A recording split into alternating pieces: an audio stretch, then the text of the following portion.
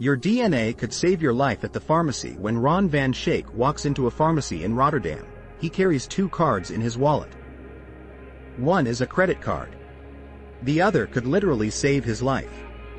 It looks like any other card, but it holds a secret: his personal DNA information. Thanks to this tiny card, pharmacists know exactly how his body handles certain medicines. Instead of guessing the dose, they can get it just right. Van Schaik, a professor at one of the top hospitals in the Netherlands, is one of thousands of people in the country carrying what's called a DNA medication passport. It shows how fast or slow their body breaks down different medicines. You can walk into any pharmacy, even in a small village, he says, show them the card, and they'll know exactly how to adjust your dose. The DNA passport isn't just cool, it's powerful. It can prevent bad reactions and make sure the medicine actually works. For example, take metoprolol, a common heart drug. Some people's bodies burn through it so fast that it stops working before it can help. For them, doctors can now pick a better option or change the dose, all thanks to that little card. Van Schaik says this isn't rare. About 8 in 10 people will, at some point in their life, need a medicine where this DNA info could make a real difference. Dr. Adrián Llerena in Spain compares the flood of new medicines to traffic. More cars mean more accidents, and more drugs mean more chances of something going wrong. In fact, the number of people dying from bad reactions to medication has tripled in just 10 years.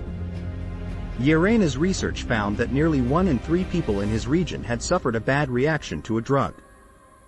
In 2023, Spain took action, making DNA testing free for patients taking certain risky medications. But there's a catch. Most of the testing so far is based on people of European background, meaning it may miss important differences in people from other ethnicities. In the UK, Professor Sir Munir Pirmohamed is on a mission. He wants to stop cancer patients from suffering because of one simple gene difference that can turn a helpful drug into a dangerous one. For about 1% of people, a common cancer drug can become toxic.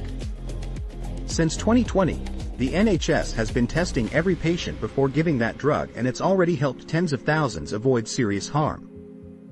But the current test doesn't catch everything. Why?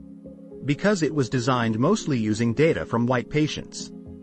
Pirmohamed's team found a new gene variation, this one found in people of African descent. Now, they're pushing the NHS to update the test so everyone gets the same protection. This program isn't just saving the NHS money, he says. It's saving lives. The future of medicine is personal.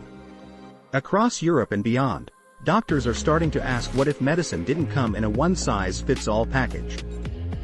What if every prescription was tailored to your DNA? That future is already here in some places. And while there's still work to do, especially to make sure people from all backgrounds are treated equally, one thing is clear.